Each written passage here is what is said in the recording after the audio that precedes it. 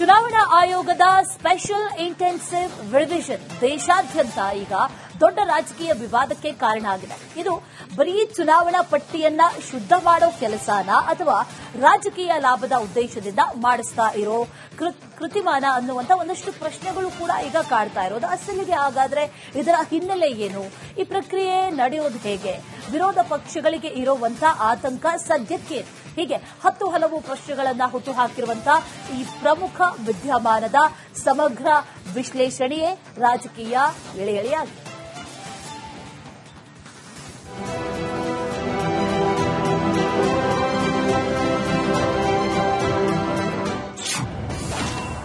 SIR ಅಂದ್ರೆ ವಿಶೇಷ ತೀವ್ರ ಪರಿಶೀಲನೆ. ಮನೆ ಮನೆಗೆ ಹೋಗಿ ಪಟ್ಟಿ ಪರಿಶೀಲನೆ.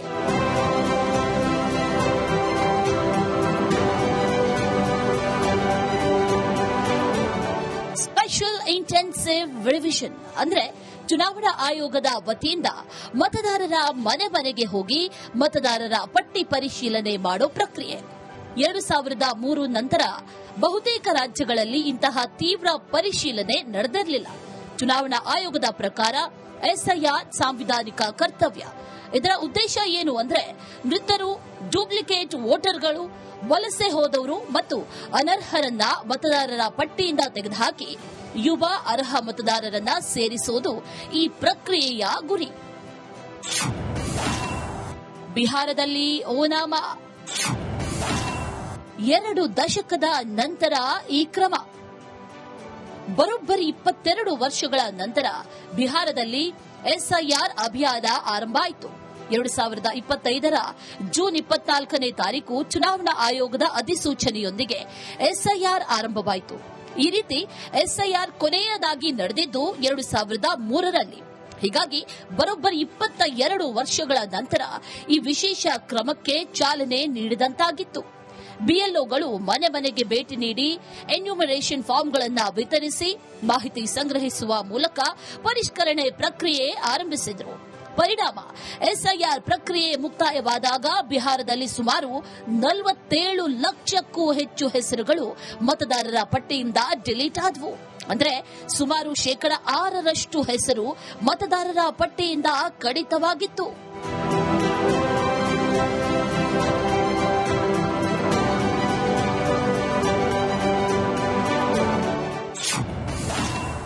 ಬಿಹಾರದ ಬೆನ್ನಲ್ಲೇ ಬಂಗಾಳ. ಮತಗಳ್ಳತನ ಎಂದ ಮಮತಾ. ಪಡೆಯಿತು ವಿವಾದದ ಸ್ವರೂಪ.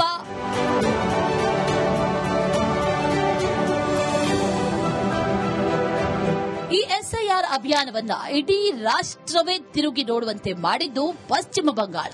ಇಲ್ಲಿ ಎಸ್ಐಆರ್ ಅಭಿಯಾನವು ಅಕ್ಟೋಬರ್ 2025ರಲ್ಲಿ ಫೇಸ್ 2ರ ಅಡಿಯಲ್ಲಿ ಆರಂಭವಾಯಿತು.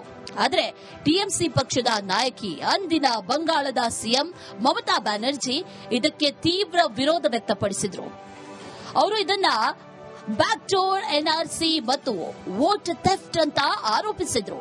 ಮುಸ್ಲಿಂ, ದಲಿತ ಮತ್ತು ಬಡ ವರ್ಗಗಳನ್ನು ಟಾರ್ಗೆಟ್ ಮಾಡಿಕೊಳ್ಳಲಾಗಿದೆ ಅಂತ ಆಪಾದಿಸಿದರು. ಟಿಎಂಸಿ ನಾಯಕರು ಹಾಗೂ ಕಾರ್ಯಕರ್ತರು ರಸ್ತೆಗಳಲ್ಲಿ ಪ್ರತಿಭಟನೆ ನಡೆಸಿದರು. ಬಿಎಲ್ಒಗಳ ವಿರುದ್ಧ ಆಕ್ರೋಶ ವ್ಯಕ್ತಪಡಿಸಿದರು. ರಾಜಕೀಯ ಸಭೆಗಳಲ್ಲಿ ಎಸ್ಐಆರ್ ಪ್ರಕ್ರಿಯೆಯನ್ನ ತೀವ್ರವಾಗಿ ಟೀಕಿಸಿದರು. ಸ್ವತಃ ಅಂದಿನ ಸಿಎಂ ಮಮತಾ ಬ್ಯಾನರ್ಜಿಯವರೇ ಇದು ಪ್ರಜಾಪ್ರಭುತ್ವದ ಮೇಲಿನ ದಾಳಿ ಅಂತ ವಾಗ್ದಾಳಿ ನಡೆಸಿದರು.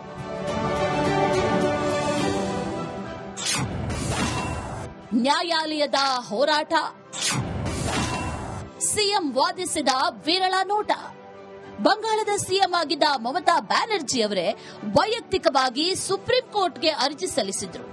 ಈ ಮೂಲಕ ಹಾಲಿ ಮುಖ್ಯಮಂತ್ರಿಯೇ ಅರ್ಜಿ ಸಲ್ಲಿಸಿದಷ್ಟೇ ಅಲ್ಲದೆ ವಾದ ಮಂಡಿಸಿದ ಅಪರೂಪದ ಸಂದರ್ಭಕ್ಕೆ ಈ ಪ್ರಕರಣ ಸಾಕ್ಷಿಯಾಯಿತು. ಈ ವೇಳೆ ಮಮತಾ ಬ್ಯಾನರ್ಜಿಯವರು ತಮ್ಮ ಅರ್ಜಿಯಲ್ಲಿ ಎಸ್ಐಆರ್ ವಿರುದ್ಧ ಸರಣಿ ಆಪಾದನೆಗಳನ್ನು ಮಾಡಿದ್ರು. ಪಾರದರ್ಶಕತೆ ಕೊರತೆ, ವಿರೋಧ ಪಕ್ಷಗಳು ಅಧಿಕಾರದಲ್ಲಿರುವ ರಾಜ್ಯಗಳನ್ನೇ ಟಾರ್ಗೆಟ್ ಮಾಡಿಕೊಳ್ಳಲಾಗಿದೆ ಅಂತ ಆರೋಪಿಸಿದ್ರು. ಆಗ ಸುಪ್ರೀಂ ಕೋರ್ಟ್ ಕೆಲವು ಸಮಸ್ಯೆಗಳನ್ನ ಗಂಭೀರ ಸ್ವರೂಪದ್ದು ಅಂತ ಗುರುತಿಸಿತು. ಈ ಬಗ್ಗೆ ಚುನಾವಣಾ ಆಯೋಗದ ಪ್ರಕ್ರಿಯೆಯನ್ನು ಕೇಳಿತು. ಜೊತೆಗೆ ಕೆಲವು ನಿರ್ದೇಶನಗಳನ್ನ ನೀಡಿ ಪ್ರಕ್ರಿಯೆಯನ್ನ ಪೂರ್ಣಗೊಳಿಸಲು ಅನುಮತಿ ನೀಡಿತು.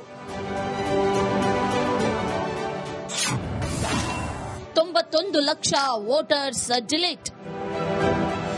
ಪಶ್ಚಿಮ ಬಂಗಾಳದಲ್ಲಿ ಎಸ್ಐಆರ್ ಪ್ರಕ್ರಿಯೆ ಮುಕ್ತಾಯವಾದಾಗ ಸುಮಾರು 91 ಲಕ್ಷ ಮತದಾರರ ಹೆಸರುಗಳು ಮತದಾರರ ಪಟ್ಟಿಯಿಂದ ತೆಗೆದುಹಾಕಿದ ಲೆಕ್ಕ ಸಿಕ್ಕಿತ್ತು.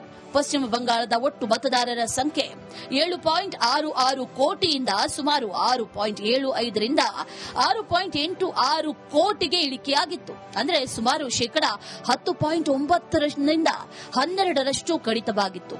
ಹೀಗೆ ಮತದಾರರ ಪಟ್ಟಿಯಿಂದ ಡಿಲೀಟ್ ಆಗಿದ್ದು ಯಾರ ಹೆಸರು ಅಂದ್ರೆ ಬಹುತೇಕ ಮೃತರು, ವಲಸೆ ಹೋದವರು, ಡೂಪ್ಲಿಕೇಟ್ ಮತದಾರರು ಮತ್ತು ಅನರ್ಹ ಮತದಾರರಾಗಿದ್ರು. ಅಂಕಿಅಂಶಗಳನ್ನು ನೋಡಿದಾಗ ಸುಮಾರು ಶೇಕಡಾ 34% ಅಲ್ಪಸಂಖ್ಯಾತ ಸಮುದಾಯದವರ ಹೆಸರು ತೆಗೆಯಲ್ಪಟ್ಟಿದೆ ಅನ್ನೋ ಮಾಹಿತಿ ಸಿಕ್ಕಿತ್ತು. ಎಲೆಕ್ಷನ್ ಮೇಲೆ ಎಫೆಕ್ಟ್. ಈ ಎಸ್ಐಆರ್ ಬೆನ್ನಲ್ಲೇ ನಡೆದ 2026ರ ಬಂಗಾಳ ರಾಜ್ಯ ವಿಧಾನಸಭೆ ಚುನಾವಣೆಯಲ್ಲಿ ಎಸ್ಐಆರ್ ಪಾತ್ರದ ಬಗ್ಗೆ ವಿಸ್ತೃತ ಚರ್ಚೆ ನಡೆದಿದೆ. ಪಶ್ಚಿಮ ಬಂಗಾಳದ ಫಲಿತಾಂಶ ಅವಲೋಕಿಸಿದಾಗ ಹೆಚ್ಚು ಮತದಾರರು ಡಿಲೀಟ್ ಆದ 147ಕ್ಕೂ ಹೆಚ್ಚು ವಿಧಾನಸಭಾ ಕ್ಷೇತ್ರಗಳ ಪೈಕಿ ಬಿಜೆಪಿ 95ಕ್ಕೂ ಹೆಚ್ಚು ಸ್ಥಾನಗಳಲ್ಲಿ ಗೆದ್ದಿದ್ರೆ ಈ ಪೈಕಿ ಟಿಎಂಸಿ 51 ಕ್ಷೇತ್ರಗಳಲ್ಲಿ ಗೆದ್ದಿದೆ ಎನ್ನುತ್ತಿವೆ ಅಂಕಿಅಂಶ.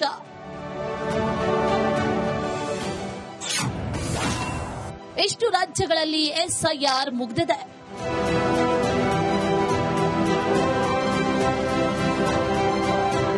ಈಗಾಗಲೇ ಫೇಸ್ 1ರಲ್ಲಿ ಬಿಹಾರದಿಂದ ಆರಂಭವಾಗಿ ಫೇಸ್ 2ರಲ್ಲಿ 9 ರಾಜ್ಯಗಳು ಹಾಗೂ 3 ಕೇಂದ್ರಾಡಳಿತ ಪ್ರದೇಶಗಳಲ್ಲಿ ಎಸ್ಐಆರ್ ಮುಕ್ತಾಯವಾಗಿದೆ. ಫೇಸ್ 2ರಲ್ಲಿ 12 ರಾಜ್ಯಗಳು ಹಾಗೂ ಕೇಂದ್ರಾಡಳಿತ ಪ್ರದೇಶಗಳಲ್ಲಿ ಮುಕ್ತಾಯವಾಗಿದೆ. ಒಟ್ಟು ಸುಮಾರು 13 ರಿಂದ 14 ರಾಜ್ಯ ಹಾಗೂ ಕೇಂದ್ರಾಡಳಿತ ಪ್ರದೇಶಗಳಲ್ಲಿ ಈ ಪ್ರಕ್ರಿಯೆ ಪೂರ್ಣಗೊಂಡಿದೆ. ಕೆಲವೆಡೆ ಅಂತಿಮ ಹಂತದಲ್ಲಿದೆ. ಮುಂದೆ ಯಾವ ರಾಜ್ಯಗಳಲ್ಲಿ? ಮೇ 14, 2026ರಂದು ಚುನಾವಣಾ ಆಯೋಗ ಫೇಸ್ 3 ಘೋಷಿಸಿದೆ. ಇದು 16 ರಾಜ್ಯಗಳು ಹಾಗೂ 3 ಕೇಂದ್ರಾಡಳಿತ ಪ್ರದೇಶಗಳಲ್ಲಿ ಹಂತ ಹಂತವಾಗಿ ನಡೆಯಲಿದೆ. ಈ ಹಂತದಲ್ಲೇ ನಮ್ಮ ರಾಜ್ಯ ಕರ್ನಾಟಕದಲ್ಲೂ ಎಸ್ಐಆರ್ ನಡೆಯಲಿದೆ. ಕರ್ನಾಟಕದ ಜೊತೆ ಆಂಧ್ರಪ್ರದೇಶ, ಅರುಣಾಚಲ ಪ್ರದೇಶ, ಹರಿಯಾಣ, ಜಾರ್ಖಂಡ್, ಕರ್ನಾಟಕ, ಮಹಾರಾಷ್ಟ್ರ, ಮಣಿಪುರ, ಮೇಘಾಲಯ, ಮಿಜೋರಾಂ, ನಾಗಾಲ್ಯಾಂಡ್, ಒಡಿಶಾ, ಪಂಜಾಬ್, ಸಿಕ್ಕಿಂ, ತ್ರಿಪುರಾ, ತೆಲಂಗಾಣ, ಉತ್ತರಾಖಂಡ್, ಚಂಡೀಗಢ, ದಾದ್ರಾ ಮತ್ತು ನಗರ ಹವೇಲಿ, ದೆಹಲಿಯಲ್ಲಿ ಎಸ್ಐಆರ್ ನಡೆಯಲಿದೆ. 5,61,61,565 ಜನ ಇವತ್ತಿಗೆ ನಮ್ಮಲ್ಲಿ ವೋಟರ್ಸ್ ಇದ್ದಾರೆ.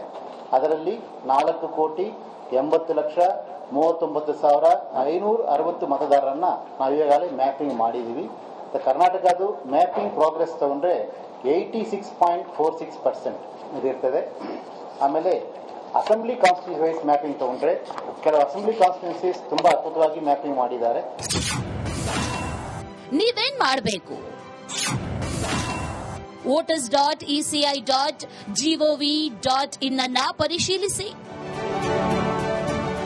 ಎಸ್ಐಆರ್ ಆರಂಭವಾದಾಗ ನೀವೇನ್ ಮಾಡಬೇಕು ಅಂದ್ರೆ ಮೊದಲು voters.eci.gov.in ನಲ್ಲಿ ನಿಮ್ಮ ಹೆಸರನ್ನ ಪರಿಶೀಲಿಸಿಕೊಳ್ಳಿ.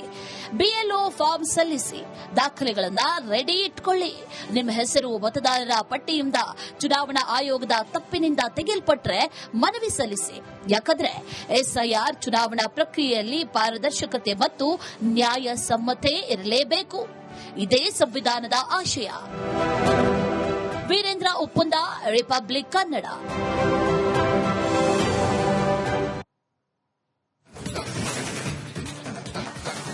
ಈಗಾಗಲೇ ಬಿಹಾರ ಆಯಿತು, ಆ ನಂತರದಲ್ಲಿ ಬಂಗಾಳ ಆಯಿತು. ಈಗ 3ನೇ ಹಂತದಲ್ಲಿ ಕರ್ನಾಟಕ ಸೇರಿದಂತೆ ವಿವಿಧ ರಾಜ್ಯಗಳಲ್ಲಿ ಎಸ್ಐಆರ್ ಪ್ರಕ್ರಿಯೆ ಈಗ ಆರಂಭ ಆಗುತ್ತೆ. ಈಗಾಗಲೇ ಮತದಾರ ಪಟ್ಟಿಯ ವಿಶೇಷ ಸಮಗ್ರ ಪರಿಷ್ಕರಣೆಯನ್ನ ಘೋಷಣೆ ಕೂಡ ಮಾಡಲಾಗಿದೆ. ಹಾಗಾಗಿ ಸರಿಸುಮಾರಾಗಿ ಜೂನ್ 20ರಿಂದ ಈ ಪ್ರಕ್ರಿಯೆ ಆರಂಭ ಆಗಬಹುದು ಅಧಿಕೃತವಾಗಿ ಅನ್ನುವಂತ ಒಂದಷ್ಟು ಮಾಹಿತಿಗಳಿದೆ. ರಾಜ್ಯದಲ್ಲಿ ಸುಮಾರು 5 ಕೋಟಿ ಮತದಾರರಿದ್ದಾರೆ. ಈ ಪೈಕಿ ಮತದಾನಕ್ಕೆ ಯಾರು ಅರ್ಹರು ಅನ್ನೋದನ್ನ ಎಸ್ಐಆರ್ ನಿರ್ಧಾರ ಮಾಡುತ್ತೆ. ಇದೇ ವಿಚಾರಕ್ಕೆ ಸಂಬಂಧಪಟ್ಟಂತೆ ಡೀಟೇಲ್ಸ್ ಅನ್ನ ಕೊಡ್ತಾರೆ ನಮ್ಮ ಪ್ರತಿನಿಧಿ ವೀರೇಂದ್ರ. ದೂರವಾಣಿ ಸಂಪರ್ಕದಲ್ಲಿ ಜಾಯಿನ್ ಆಗಿದ್ದಾರೆ. ವೀರೇಂದ್ರ, ಬಿಹಾರ ಅನಂತರದಲ್ಲಿ ಬಂಗಾಳ, ಈಗ 3ನೇ ಹಂತದಲ್ಲಿ ಕರ್ನಾಟಕ ಸೇರಿದಂತೆ ಇತರ ರಾಜ್ಯದಲ್ಲಿ ಇರುವಂತಹ ಸವಾಲುಗಳೇನು, ಅದರ ಜೊತೆಯಲ್ಲಿ ಈಗ ಜಾರಿ ಮಾಡಿದ ನಂತರದಲ್ಲಿ ಯಾವ ರೀತಿಯಲ್ಲಿ ಸಿದ್ಧತೆಗಳನ್ನ ನಡೆಸಬೇಕು, ಏನೇನು ಡೀಟೇಲ್ಸ್ ಇದೆ? ಅಶ್ವಿನಿ, ರಾಜ್ಯದಲ್ಲಿರುವಂತ ಸವಾಲೇನು ಅಂದ್ರೆ, ನೀವು ಪಶ್ಚಿಮ ಬಂಗಾಳದಲ್ಲಿ ಯಾವ ಸವಾಲನ್ನ ನೋಡಿದ್ರಲ್ಲ ಅಂತದ್ದೇ ಸವಾಲು ಇಲ್ಲಿ ಎದುರಾಗುತ್ತೆ. ಏನು ನೋಡಿ, ಪಶ್ಚಿಮ ಬಂಗಾಳದಲ್ಲಿ ಮಮತಾ ಬ್ಯಾನರ್ಜಿ ಮುಖ್ಯಮಂತ್ರಿ, ಟಿಎಂಸಿ ಅಧಿಕಾರದಲ್ಲಿತ್ತು. ಸೊ ಬಿಜೆಪಿಗೆ ಅವರೇ ದೊಡ್ಡ ಸವಾಲಾದ. ಎಷ್ಟರ ಮಟ್ಟಿಗಂದ್ರೆ ನೋಡಿ, ಸ್ವತಃ ಒಬ್ರು ಮುಖ್ಯಮಂತ್ರಿ ಸುಪ್ರೀಂ ಕೋರ್ಟ್ಗೆ ಹೋಗಿ ಅವರೇ ಅಲ್ಲಿ ವಾದ ಮಂಡನೆ ಮಾಡಿದ್ರು, ಅವರೇ ಅರ್ಜಿ ಹಾಕಿದ್ರು. ಇಲ್ಲಿ ಕರ್ನಾಟಕದಲ್ಲಿ ಈಗ ಕಾಂಗ್ರೆಸ್ ಸರ್ಕಾರ ಇದೆ. ಹೀಗಾಗಿ ಸಹಜವಾಗಿ ಇದ್ರಲ್ಲಿ ಏನ್ ಹೇಳ್ತಿದ್ದಾರೆ ಅವರು, ಇದು ಬಿಜೆಪಿಯ ಕೇಂದ್ರ ಸರ್ಕಾರದ ಹುನ್ನಾರ, ಅವರು ವೋಟ್ ಥೆಫ್ಟ್ ಮಾಡ್ತಿದ್ದಾರೆ, ಮತಗಳ್ಳತನ ಮಾಡ್ತಿದ್ದಾರೆ, ಇದು ಇಂಡೈರೆಕ್ಟ್ NRC ಹೀಗೆಲ್ಲ ಹೇಳ್ತಾ ಇದ್ದಾರಲ್ವಾ. ಸೊ ಕರ್ನಾಟಕದಲ್ಲೂ ಕೂಡ ಈಗಾಗಲೇ DK ಶಿವಕುಮಾರ್ ಅವರು ನೇರವಾಗಿ ವಿರೋಧ ಮಾಡಿದ್ದಾರೆ, ಸಿದ್ದರಾಮಯ್ಯನವರು ವಿರೋಧ ಮಾಡಿದ್ದಾರೆ. ಅಂದ್ರೆ ಅವರು ಅಷ್ಟು ಸುಲಭವಾಗಿ, ಅಂದ್ರೆ ಅಂದುಕೊಂಡಷ್ಟು ಸಲೀಸಾಗಿ ಇದನ್ನ ಜಾರಿ ಮಾಡೋದು ಸುಲಭ ಆಗೋದಿಲ್ಲ. ಒಂದಷ್ಟು ಸವಾಲುಗಳು ಇರುತ್ತೆ. ಈಗಾಗಲೇ 2 ಬಾರಿ DK ಶಿವಕುಮಾರ್ ಅವರು ಚುನಾವಣಾ ಆಯೋಗಕ್ಕೆ ಹೋಗಿ ಚುನಾವಣಾ ಆಯುಕ್ತರನ್ನ ಭೇಟಿ ಮಾಡಿ ಮ್ಯಾಪಿಂಗ್ ಮಾಡಬೇಕು, ಅಂದ್ರೆ ಟೆಕ್ನಿಕಲಿ ಎಷ್ಟರ ಮಟ್ಟಿಗೆ ಸರಿಯಾಗಿ ಮಾಡ್ಲಿಕ್ಕೆ ಸಾಧ್ಯವೋ ಮಾಡಿಸ್ಲಿಕ್ಕೆ ಸಾಧ್ಯವೋ ಅಷ್ಟು ಮಾಡಿಸ್ಲೇಬೇಕು ಅಂತ ಹಠಕ್ಕೆ ಬಿದ್ದಿದ್ದಾರೆ. ಸೊ ಆ ಕಾರಣಕ್ಕಾಗಿ ಚುನಾವಣಾ ಆಯೋಗ ಇಲ್ಲಿನ ರಾಜ್ಯ ಸರ್ಕಾರವನ್ನ, ರಾಜ್ಯ ಸರ್ಕಾರದ ಪ್ರಮುಖರನ್ನ ವಿಶ್ವಾಸಕ್ಕೆ ತೆಗೆದುಕೊಂಡು ಅವರು ಹೇಳಿದ್ದೆಲ್ಲ ಕೇಳಿಕೊಂಡು ಅನುಷ್ಠಾನ ಮಾಡೋದಿದೆಯಲ್ಲ, ಅದು ಖಂಡಿತವಾಗಿಯೂ ಸವಾಲು. ಯಾಕಂದ್ರೆ ಇಲ್ಲೇನಾದ್ರೂ ಈಗ ಬಿಹಾರದ ರೀತಿಯ ವಾತಾವರಣ ಇದ್ದಿದ್ರೆ, ಅವರದೇ ಸರ್ಕಾರ ಇದ್ದಿದ್ರೆ ಅಷ್ಟರ ಮಟ್ಟಿಗೆ ಅವರು ಸವಾಲು ಅಂತ ಅನ್ಕೊಳ್ಬೇಕಾದ ಅನಿವಾರ್ಯತೆ ಇರ್ತಿರ್ಲಿಲ್ಲ. ಆದ್ರೆ ಈಗ ಖಂಡಿತವಾಗಿಯೂ ಸವಾಲಿದೆ. ಇಲ್ಲಿ ಎಷ್ಟರ ಮಟ್ಟಿಗೆ ಎಕ್ಸ್ಟ್ರೀಮಿಗೆ ಹೋಗ್ತಾರೆ ನೋಡ್ಬೇಕು. ಮಮತಾ ಬ್ಯಾನರ್ಜಿ ಒಂದು ಎಕ್ಸ್ಟ್ರೀಮ್, ಅವರು ಯಾವ ಹಂತಕ್ಕೆ ಹೋದ್ರು ಅಂದ್ರೆ ನೀವು ನೋಡಿದಿರಿ, ಅಧಿಕಾರಿಗಳ ಮೇಲೆ ದಾಳಿ ಆಯ್ತು, ಹಲ್ಲೆ ಆಯ್ತು, ಬೀದಿಗೆ ಇಳಿದು ಯಾವ ಲೆವೆಲ್ ಪ್ರೊಟೆಸ್ಟ್ ಮಾಡಿದ್ರು, ಗಲಾಟೆ ಮಾಡಿದ್ರು ಅಂದ್ರೆ ಅದನ್ನ ಮಾಡ್ಲಿಕ್ಕೆ ಬಿಡ್ಲೇಬಾರ್ದು ಅನ್ನುವ ಮಟ್ಟಕ್ಕೆ ಹೋಗಿದ್ರು. ಕರ್ನಾಟಕದಲ್ಲಿ ಆ ಎಕ್ಸ್ಟ್ರೀಮಿಗೆ ಹೋಗ್ತಾರಾ, ಅಥವಾ ಒಂದು ನೈತಿಕ ನೆಲೆಗಟ್ಟಿನಲ್ಲಿ, ಕಾನೂನಾತ್ಮಕ ಚೌಕಟ್ಟಿನಲ್ಲಿ, ನಿಯಮಾವಳಿಗಳ ನಡುವೆ ಅವರು ಪ್ರಶ್ನೆ ಮಾಡಿ ಉತ್ತರವನ್ನು ಪಡಿತಾರ? ಅದಿರುವಂತ ಪ್ರಶ್ನೆ. Ashwini. All right Virendra, thank you. Details.